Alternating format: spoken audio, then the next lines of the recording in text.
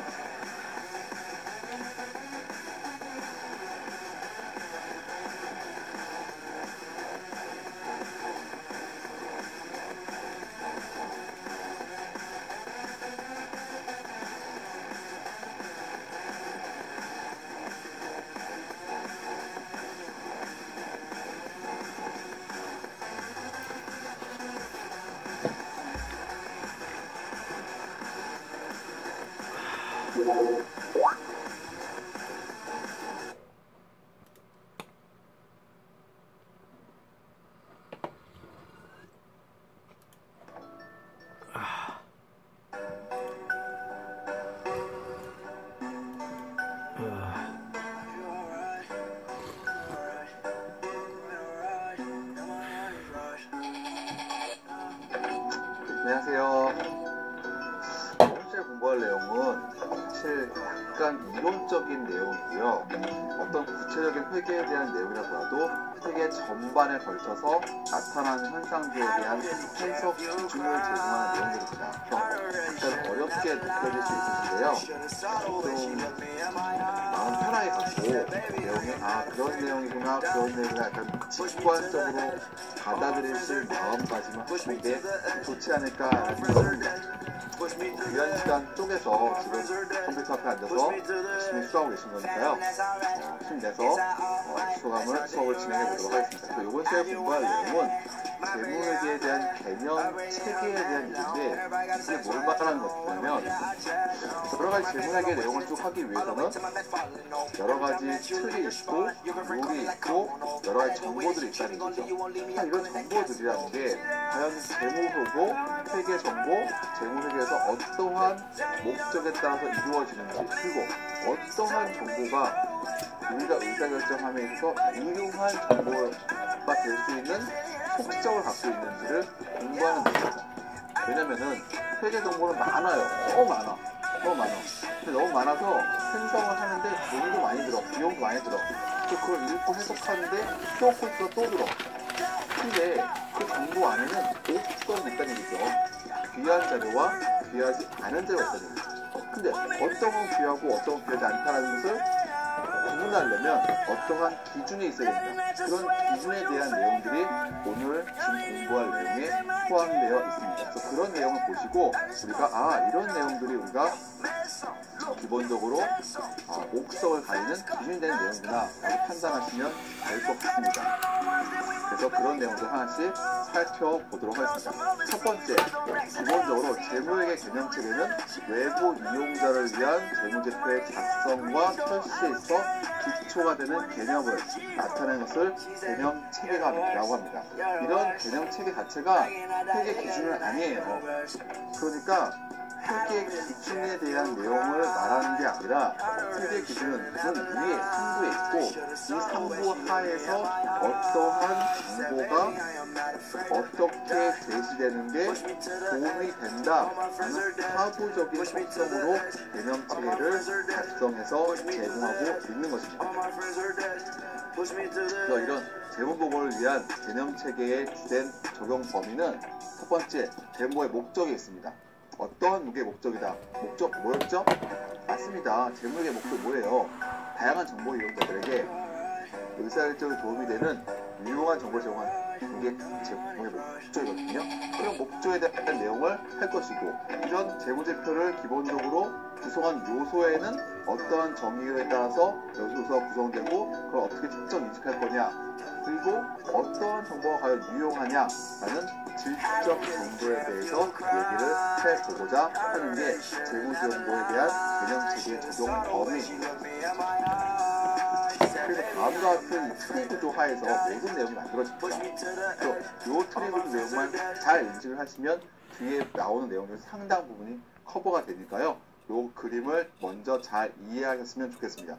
첫 번째 나오는 건 재무 회계의 목적입니다. 목적, 지금까지 수도 없이 반복했어요. 뭐였죠? 맞습니다. 간단히 말해서 의사결정에 유용한, 도움이 되는 정보를 제공하는 게 재무회계의 목적입니다. 그런데 이런 목적을 달성하면서 가장 중요한 첫 번째 제약 요건이 하나 있어요. 그게 뭐냐면 효익과 비용을 비교했을 때 효익이 커야 한다는 거예요. 이게 무슨 말이냐면 회계 정보를 생성하는데 굉장히 많은 비용이 들어요. 여기서 말하는 비용은 단순히 화폐적인 비용, 즉 돈만 의미하는 게 아니라 시간, 이런 게 다 비용이죠. 노력. 그래서 돈을 어마어마하게 들이고 시간을 어마어마하게 들여서 정보의 생성을 막 했어요. 그래서 어떤 기업의 10층짜리 건물에 모든 정보를 한번 다 모아보자.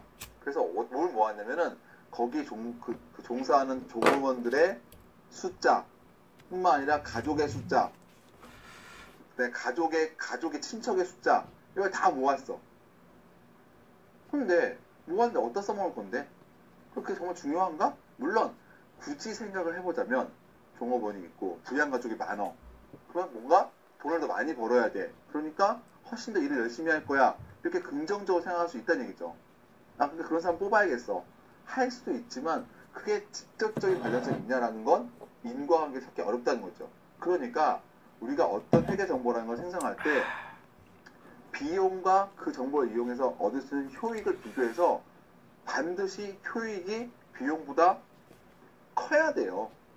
효익이 비용보다 작다면 그 정보는 일말의 가치가 있다고 하더라도 의미가 없는 거야. 우리 세계에서는.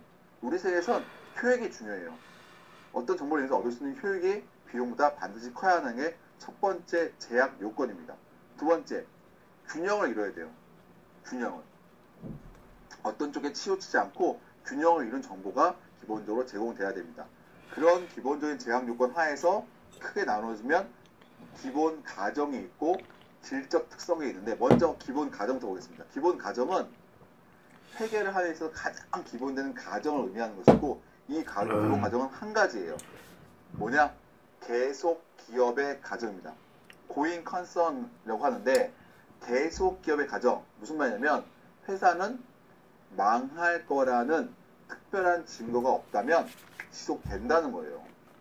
왜 이게 가정이 필요하냐면 회사가 지속된다는 가정이 없으면 전기, 단기, 다음기 회계 기간을 올해, 내년, 내후년 쪼갤 이유가 없어요. 그냥 통짜로 보면 돼. 내년에 망할 건데 뭘 나누기는. 그쵸? 내년에 죽을 건데 올해 뭐 어쩌라고. 아닌 거죠. 회사가 물론 내년에 망할 수도 있지요. 있는데 특별히 망할 거라는 증거가 없다면, 확실한 증거가 없다면 기본적인 가정은 회사는 계속돼. 그게 10년이 될지 20년일지 모르겠지만 계속된다라는 기본적인 전제 가정 하에서 회계 처리를 하는 겁니다. 그게 첫 번째 계속 기업의 가정이고요. 두 번째, 질적 특성 내용은 뭘 말하는 거냐면 회계 정보가 유용해야 될 거 아니에요. 쓸모 있어야 한다는 얘기예요. 쓸모. 이렇게 쓸모 있으려면 어떠한 질적으로 좋은 정보여야 되는데, 이런 질적으로 좋으려면 다음과 같은 질적 특성을 갖고 있어야지만 회계 정보가 질적으로 우수하다라고 말할 수 있다. 즉 아까 말했던 옥석을 가릴 수 있다는 거고요. 이렇게 질적으로 우수하려면 다음에 속성을 갖고 있어야 돼요. 속성은 뭐냐면 크게 두 가지예요. 지금 근본적 속성과 보강적 질적 속성, 즉 근본적인 질적 속성과 보강적인 성격이 있어서 근본적으로는 이걸 갖춰주고 추가적으로 보강적으로 다음과 같은 속성도 있으면 매우 그 정보가 우수하다라고 말할 수 있다는 거예요. 그래서 이 근본적인 질적 특성은 크게 두 가지가 있어요. 첫 번째, 목적 적합성. 두 번째, 충실한 표현. 목적 적합성과 충실한 표현이라는 기본적인 질적 특성을 만족하는 상태 하에서 보강적인 질적 특성인 이해 가능성, 검증 가능성, 적시성, 비교 가능성 같은 정보를 갖고 있으면 우수하다는 거예요. 우수하다는 거예요. 그럼 이런 우수한 정보를 모아서 우리가 재무제표의 기본적인 요소들, 자산부채, 자본, 수입 비용을 구성하고 걔를 인식해서 측정하겠다는 겁니다. 그러니까 다음에 재무부의 기본적인 개념 체계 요 그림 하나만 잘 이해하시면 개념체 내용은 대부분 다 끝나는 거예요. 다시 한번 정리해 보겠습니다. 일단 제일 3위에는 재무보고의 목적이 있습니다. 유효한 정보 제공해야 돼. 그러려면 기본 전제 제약 조건이 있어요. 뭐? 무조건 회계정보는 효율이 비용보다 커야 돼. 그리고 균형을 이뤄야 돼. 그리고 그런 하에서 기본적인 가정이 있어. 회사가 망할 거라 반증이 없으면 계속 든다.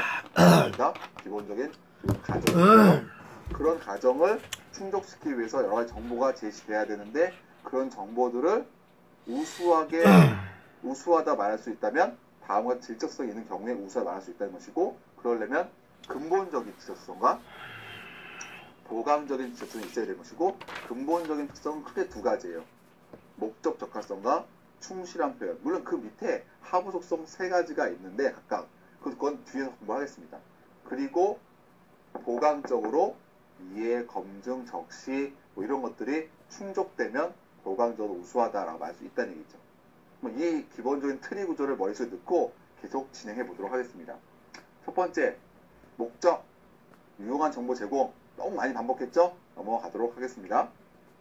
두 번째, 효익과 비용에 있어서 회계정보를 생성하는 데 소요되는 비용보다 회계정보를 이용해 얻을 수 있는 효익이 무조건 커야 돼. 무조건 커야 돼. 라는 얘기죠. 그래서 효익과 비용에 있어서의 대문제가 주어지는 겁니다.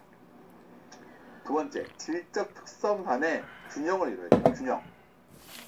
질적 특성 간에는 상호 상충되는 게 있어요. 얘가 올라가면 얘가 내려갈 수밖에 없는 거. 반대로 얘가 올라가면 얘가 내려갈 수밖에 없는 거. 그런 게 있어. 그러면 이 두 개 간에 적절한 선에서 균형점을 맞춰야 돼요. 때로는 얘를 올리고 때로는 얘를 올리고 내리더라도 완전히 내리는 게 아니라 살짝 내리고 이렇게 질적 특성 간에 서로 충돌하는 것들이 존재하는데 충돌하는 거에 균형점을 맞출 필요가 있습니다.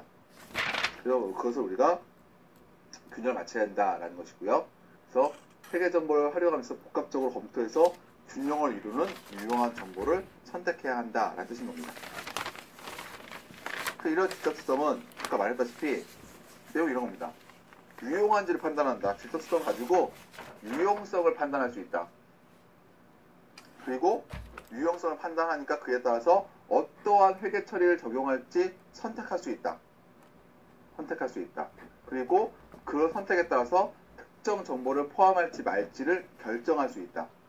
즉, 질적으로 우수하다라는 판단이 되면 그걸 이용해서 회계 정보를 선택해서 정보를 제공할 수 있다는 얘기입니다. 그러니까 굉장히 중요한 거예요, 이거는. 물론 뒤에 쭉 공부할 내용들은 질적 특성이 확보된다라는 가정하에서 쭉 얘기를 하겠지만 기본적으로 여러분들이 어떤 의사결정을 결정해야 되는데 인생은 결정을 하잖아요. 결정. 선택. 인생 선택의 연속이니까. 판단 기준이 필요한 거죠. 이 길을 가야 되나? 저 길을 가야 되나? 그때 판단 기준은 굉장히 중요한 거거든요. 그때 회계에서 판단 기준이 되는 정보의 속성은 질적 특성이라는 얘기를 하는 겁니다. 질적으로 우수한 놈들. 질적으로 좋은 애들은 놀란 얘기예요. 여러분, 질적으로 좋은 사람입니까? 참 어려운 문제죠. 우리 모두 다 질적으로 좋은 사람이 되도록 노력해야 될 것 같습니다. 저를 포함해서요. 예. 갑자기 왜 그런 생각이 들었습니까? 2016년? 그래서 아까 했던 걸 다시 한번 정리하자면 질적 특성은 근본적인 것과 보강적인 게 있다. 먼저 근본적인 게 충족돼야겠죠? 그 근본적인 크게 두 가지가 있다.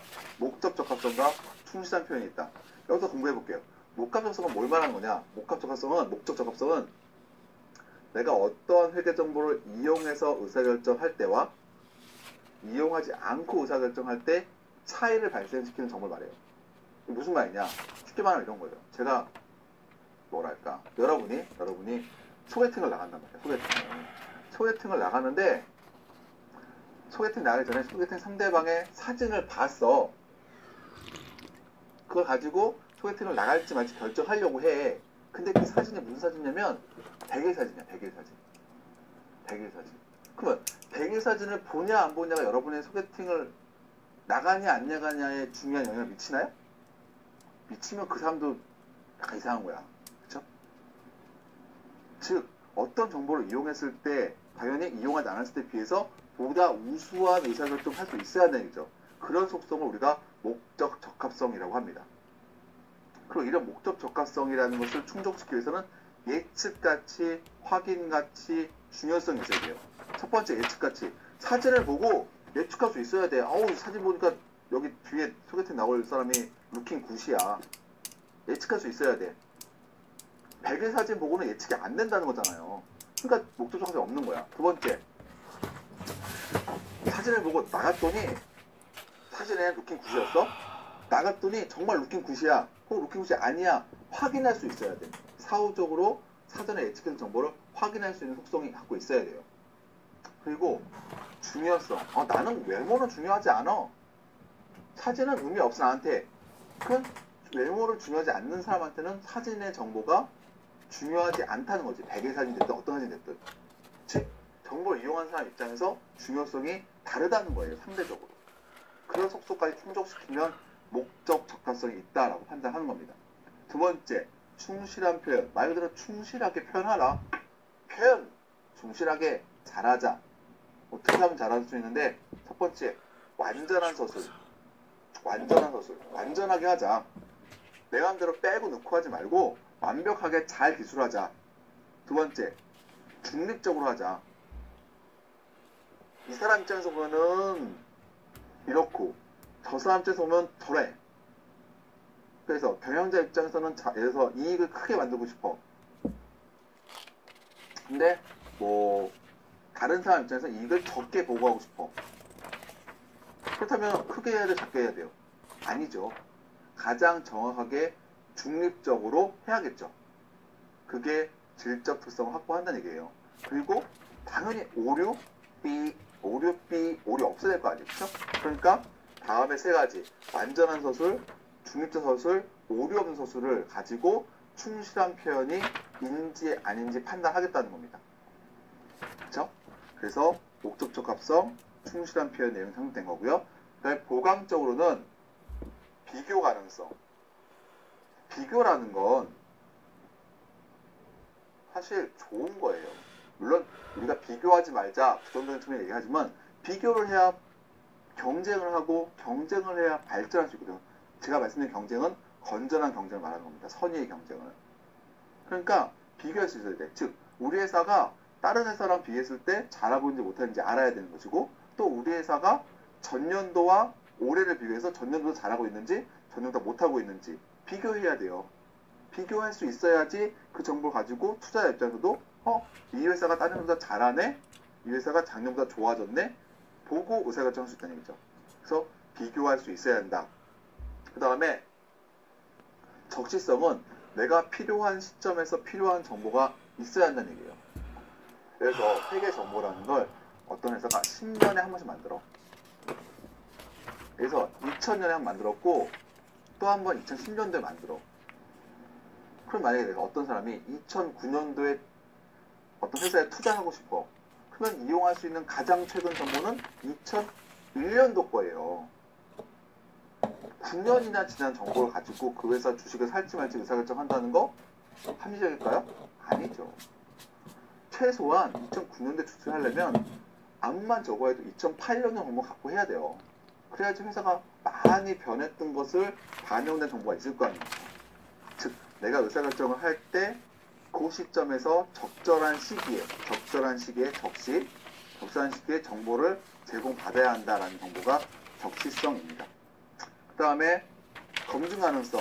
말 그대로 어떠한 정보가 있어. 근데 그 정보를 해서 전문가가 봤을 때 누구나 다 동일한 답을 해야 돼요. 어떤 그 회계 현상에 대해서. 누구는 회계 현상에 대해서. 어떤 사람은 뭐 이 회사가 매출이 100이다. 어떤 사람은 150이다. 어떤 사람은 700이다. 뭐 이렇게 다양하게 말하면 안 되는 거야. 매출은 하나거든. 즉 검증 가능성은 회계 전문가들 봤을 때 누구나 다 동일한 값을 제시할 수 있어야 하는 얘기죠. 마지막으로 이해 가능성. 보면 알아야지. 도대체 못 알아봤겠어. 그게 무슨 정보예요? 그건 암호지, 정보가 아니라. 그렇죠? 회계 정보는 암호가 아니니까, 암호학이 아니니까 회계를 어느 정도 아는 사람이 보고 이해할 수 있어야 하는 얘기입니다. 그렇죠? 그런 속성을 갖고 있으면 되겠다는 얘기입니다. 그 다음 뭐 효익비용 균형, 직접성의 균형은 얘기했으니까 넘어가서 구체적인 내용은 어떻게 되는지 보겠습니다. 첫 번째, 목적 적합성. 회계 정보는 정보 이용자가 의도하고 있는 의사결정 목적과 관련이 있어야 한다. 아까 얼핏 말한 것처럼 내가 의사결정 할 때 그 정보를 이용했을 때와 이용하지 않았을 때 차이가 있어야 한다. 즉, 그 정보가 나의 의사결정과 관련성이 있어야 한다는 얘기예요. 즉, 내가 A, B, C 정보 중에서 예를 들어서 어떤 정보가 나랑 가장 관련성이 있는지, 나는 A, B는 관련 있고 C는 관련 없어. 그럼 B는, C는 나한테 목적 적합한 정보가 아닌 거죠. 아닌 거죠. 그렇죠? 그래서 의사결정의 차이를 발생시키는 정보의 능력, 이런 것을 우리가 질적 특성 중에서 목적 적합성 있는 정보라고 말하고 있는 겁니다. 이런 목적 적합성이 측정되려면 예측, 확인, 중요성이 있어야 되고, 아까 말했다시피 예측할 수 있어야 돼. 사진 보고 소개팅 나가서 루킹굿 만날 것을 예측할 수 있어야 돼. 나가봤더니 정말 루킹굿이야? 확인할 수 있어야 돼. 그리고 나는 외모가 중요해. 이런 세 가지 속성이 형성돼야지만 우리가 목적 적합한 정보다. 그래야지만 나한테 의사결정의 차이를 갖고 올 거 아니에요. 그렇죠? 그런 성모를 예측, 확인, 중요성이라고 합니다. 그 다음에 두 번째, 충실한 표현은 정보가 유용하려면 나타나고자 하는 현상을 잘 나타내야겠죠. 당연히 잘. 그렇죠? 잘 나타나기 위해서는 다시 또 완전하게, 중립적으로, 오류가 없이 표현을 해야 한다는 겁니다. 잘 나타나려면 완벽하게 기술해야 된다. 모든 걸 다. 그 다음에 누구 편에 섰는 게 아니라 주주편, 경영자 편도 아니고 중립적으로 사실, 팩트 그대로, 팩트로 우리가 항상 팩트 얘기하잖아요. 나는 팩트만 강조하는 사람이야. 회계학보죠. 중요한 사실만. 그 다음에 당연히 오류 없어야 돼요. 회계의 오류는 그냥 죽음이야. 죽음이야. 공 하나 잘못 쓰면 그냥 완전 달라지는 거야. 그렇죠? 그래서 오류가 없는 서술을 충족시키면 그게 충실한 표현이 된다는 뜻인 겁니다. 보강적으로 이해 가능성. 회계정보 이용자가 회계정보를 제공받았어. 기업으로부터. 도대체 뭔 말인지 모르겠어. 안 된다는 거예요. 정보 이용자들이 이해할 수 있는 정보를 이해할 수 있는 형태로 제공해야 한다. 아닙니다. 그래서 간결, 양식의 표준화, 이해할 수 있는 용어 등을 활용한다는 뜻인 겁니다. 검증 가능성.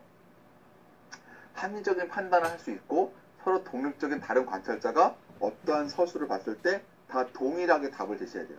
의견이 일치할 수 있어야 한다는 거죠. 그렇죠?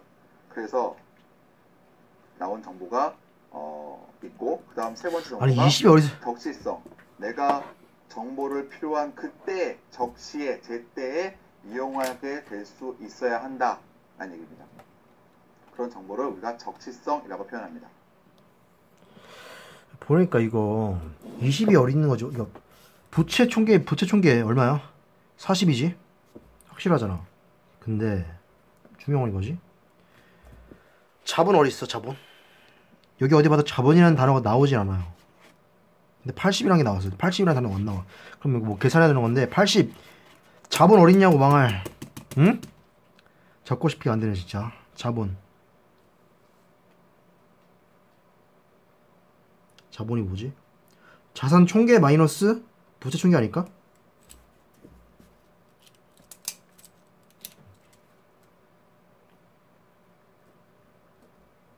전 적어도 이렇게 생각을 해요.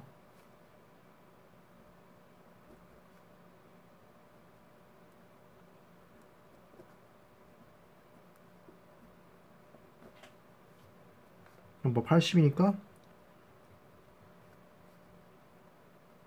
40 곱하기 80분의 1 2분의 1 곱하기 100이니까 50%잖아. 그지?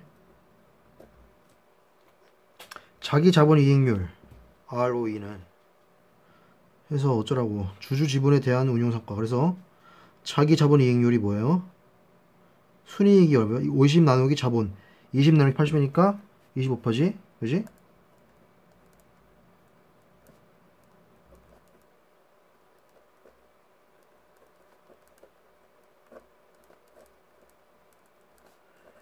(25%지) 그럼 뭐예요?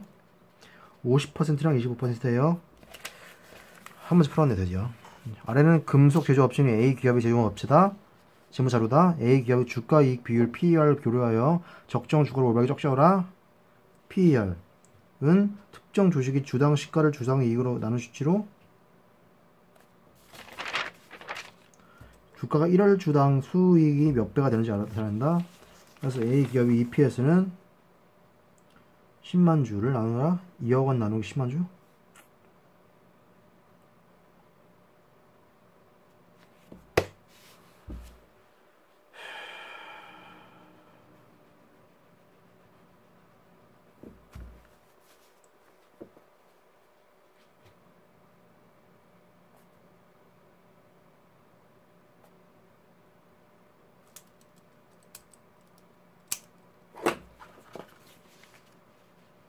주당 이익을 나누시오. 주당 이익이 뭔데요?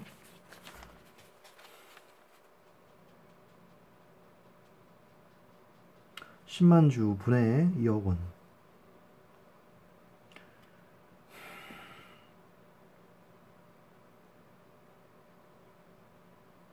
우선주 배당금이라는 게 안 나와 있어. 아, 시험장에서 영어 단어 다르게 나면 어쩔 건데. 포기해야지. 배째. 아, 진짜 더럽게 짜증나네. 보통 얼마야? 보통 주식수 얼만데? 10만.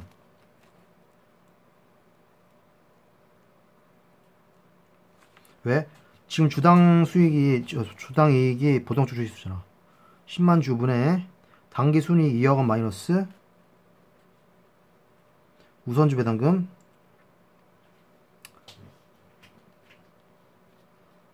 우선주 안 나와있네. 그럼 뭐야? 2천. 그지? A 기업에 5만원 주가 나누기 2천원.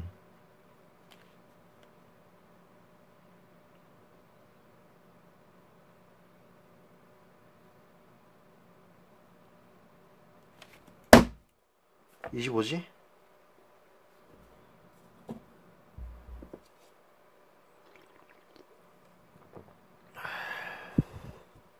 맞대 그랬구나 진짜.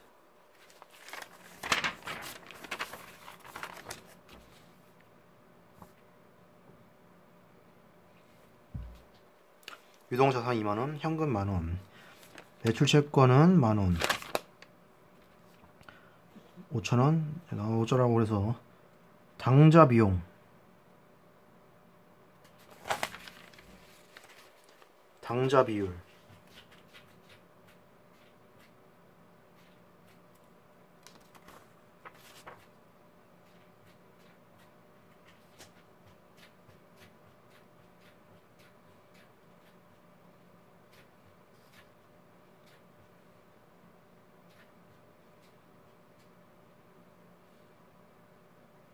(150%지) 당연하지.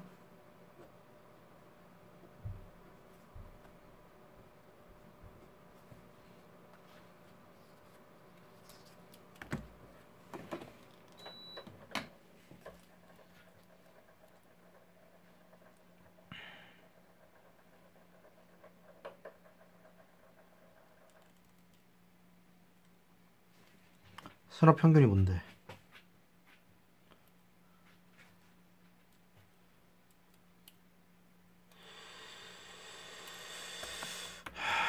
산업평균에 또 안 나와있어. 아, 산업평균이 뭔데 대체?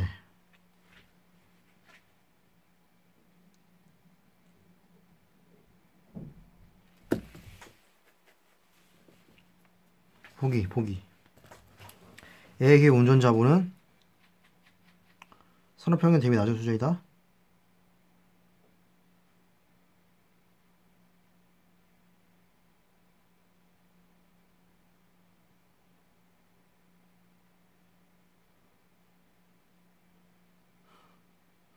운전 자본이 뭔데?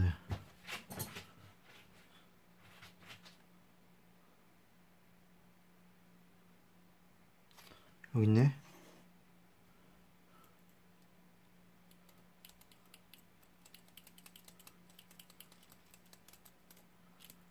없어. 모르겠어.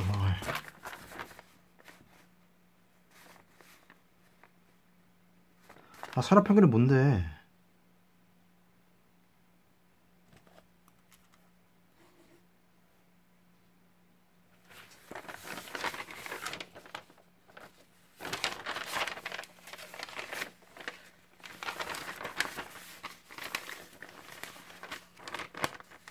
유동 비율이 뭔데? 그래서 2만 넘기면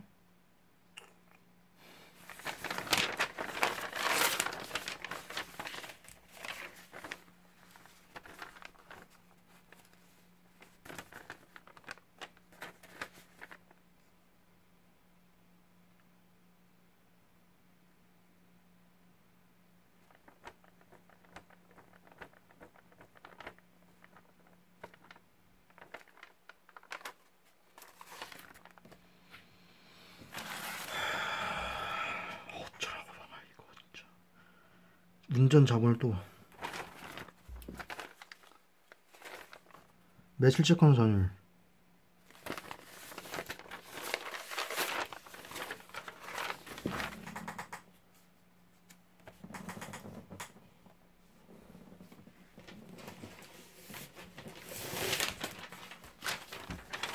보세요.